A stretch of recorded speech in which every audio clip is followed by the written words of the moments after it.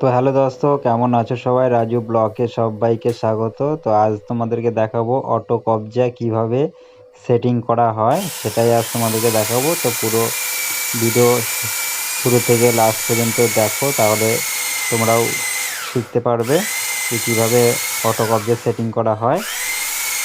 তো যাই হোক দোস্ত, তো তোমরা দেখতে পাচ্ছ যে আমি ফুটো করছি।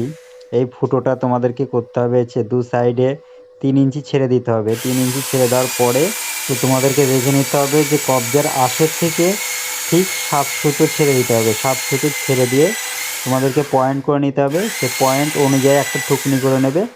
ঠুকনি করার পরে ড্রিল মেশিন দিয়ে এরকম ফুটো করে নেবে।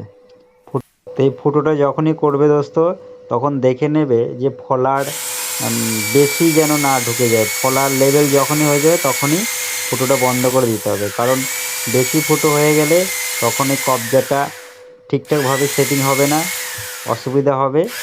সেটাই তোমরা ভালো করে দেখে নেবে।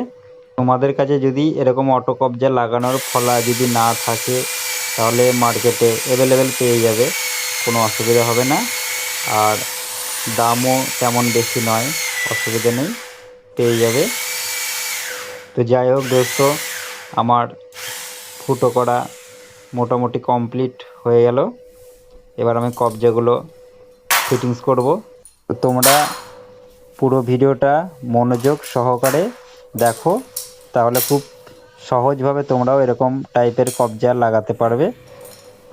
এটা দেখে নাও, এটা 0 ডিগ্রি কবজা, পুরো 1 ইঞ্চি কভার করে দেবে। তো এইভাবে তোমরা দেখে নেবে। আর দেখবে একটা সোজা স্কেল টাইপের কিছু একটা নেবে, দুটো কবজা এইভাবে ফেলবে। ফেলার পরে ভালো করে দেখে নেবে দুটো কবজার মাপটা যেন অ্যাকুরেটভাবে থাকে, ম্যাচিংটা দেখে নেবে। আর না হলে পাল্লা ঠিকঠাকভাবে ফিটিংস করার পরে চলবে না, সেটাই তোমাদেরকে ভালো করে দেখে নিতে হবে। তো দোস্ত, আমার চ্যানেলে যারা যারা এখনও পর্যন্ত নতুন আছো, তো প্লিজ আমার এই চ্যানেলটা সাবস্ক্রাইবার করে দেবে, কারণ এরকম লেটেস্ট ভিডিও আমি যখনই আপলোড করব তখন তোমাদের কাছে নোটিফিকেশান চলে যাবে। আর ভালো লাগলে একটা লাইক কমেন্ট শেয়ার করতে যেন ভুলো না, এরকম নিত্য নতুন ভিডিও পাওয়ার জন্য।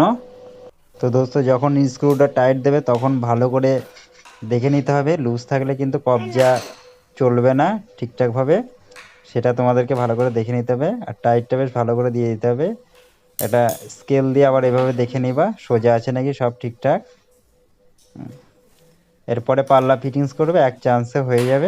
তো দোস্ত, ততক্ষণের জন্য সবাই ভালো থাকবে, সুস্থ থাকবে। দেখা হবে পরের ভিডিওতে।